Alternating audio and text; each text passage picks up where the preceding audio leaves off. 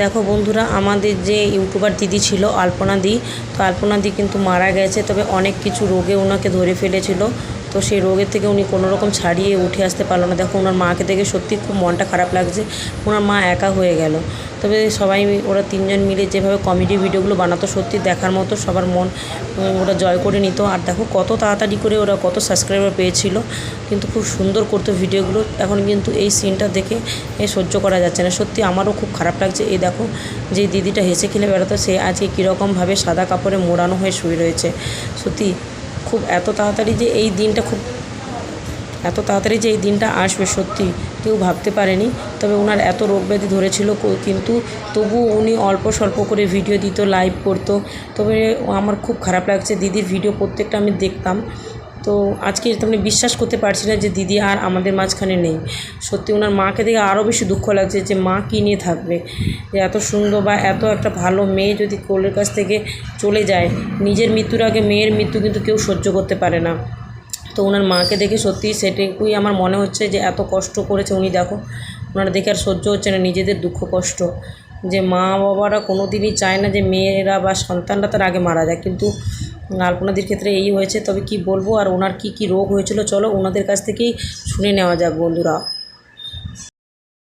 পিত্তথলির মধ্যে পাথর হয়েছিল, তোমরা তো সবাই জানো। আমরা এর আগে হোমিওপ্যাথি ওষুধ খাওয়ালাম, আমরা মনে করলাম কি ডাক্তারবাবু বললো যে হোমিওপ্যাথি ওষুধ খেলেই ভালো হয়ে যাবে, আমি পাথর বের করে দেবো। খেতে খেতে খেতে খেতে দেখেছি যে বের হলো কি না, আমরা আবার পরীক্ষা করলাম।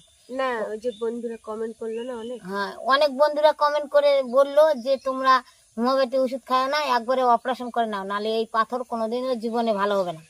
আর নানান কথা শুনে আমরা মনে করছি না আর একবার পরীক্ষা করেই দেখা যাক পাথরটা কেমন খারাপ হয়ে যাচ্ছে। আরো দিনকার দিন শরীর খারাপ হয়ে যাচ্ছে, বিছনায় পড়ে যাচ্ছে, কাজ করতে পারছে না, খেতে পারছে না, শুতে পারছে না, এরকম। তখন আমরা পরীক্ষা করে দেখলাম পাথর বড় হয়ে গেছে, আর থামা যাবে না। এখন হোমিওপ্যাথি ডাক্তার বাদ দিয়ে এখন এলোপ্যাথি ডাক্তার, আরেকটা হোমিওপ্যাথি ডাক্তারের কাছে গেলাম। আর একটা হোমিওপ্যাথি ডাক্তারের কাছে গেলাম, অঞ্জলি বক্সি।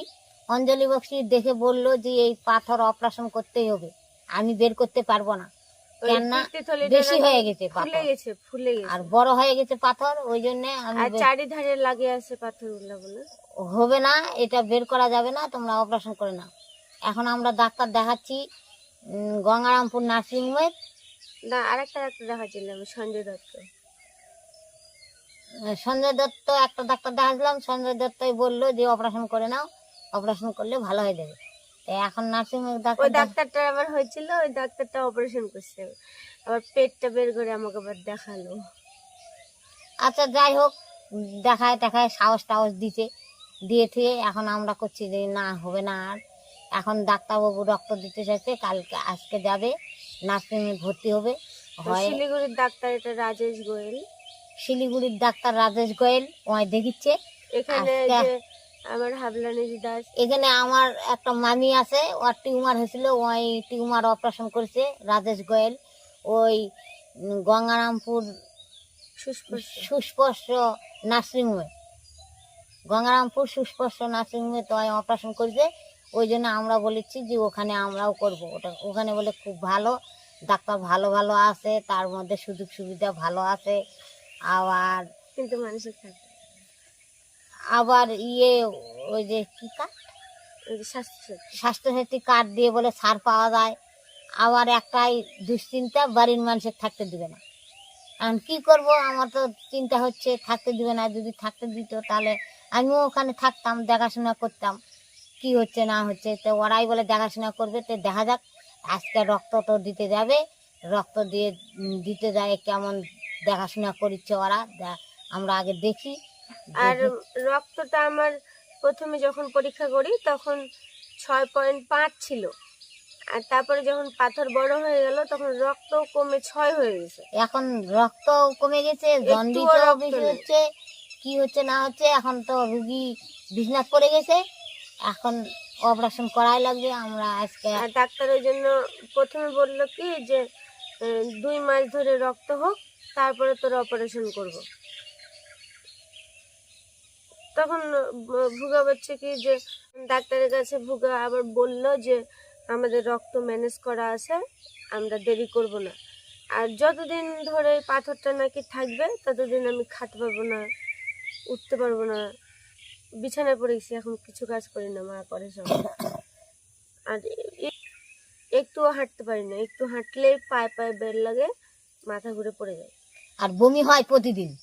হ্যাঁ, খাওয়া যায় না কিছু। তখন ওই ডাক্তার বললো যে তোমাদের রক্ত তাহলে ম্যানেজ যখন আছে তাহলে ভর্তি করে দাও। ওই জন্য আজকে যাব ভর্তি হতে। আজকে মঙ্গলবার না, মঙ্গলবার বুধবার ভর্তি রাখবে, রক্ত দিবে, তারপর বৃহস্পতিবার ছুটি, তারপর শনিবারে আবার ভর্তি নেবে, তখন অপারেশন করবে। তার জন্যে বন্ধুদের জানালাম, সকাল সকাল জানানোর জন্যে চলে আসলাম তোমাদের সামনে। করিনি এতদিন তো আমরা ভিডিও করিনি, আর এখনো আর ভিডিও করব না। যতদিন সুস্থ না হবে ততদিন আর ভিডিও দিতে পারবো না।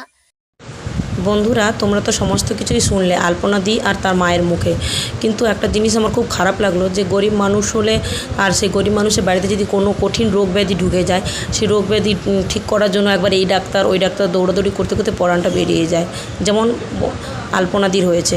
তো সত্যি একটা জিনিস খুব খারাপ লাগে যে গরিব মানুষের ঘরে রোগ ঢুকলে তার মৃত্যুটা অনিশ্চিত। তবে একটাই কথা বলবো লাস্ট, দিদি তুমি যেখানেই থাকো পরে নতুন একটা জন্ম নিয়ে ফিরে এসো আর ভালো থেকো।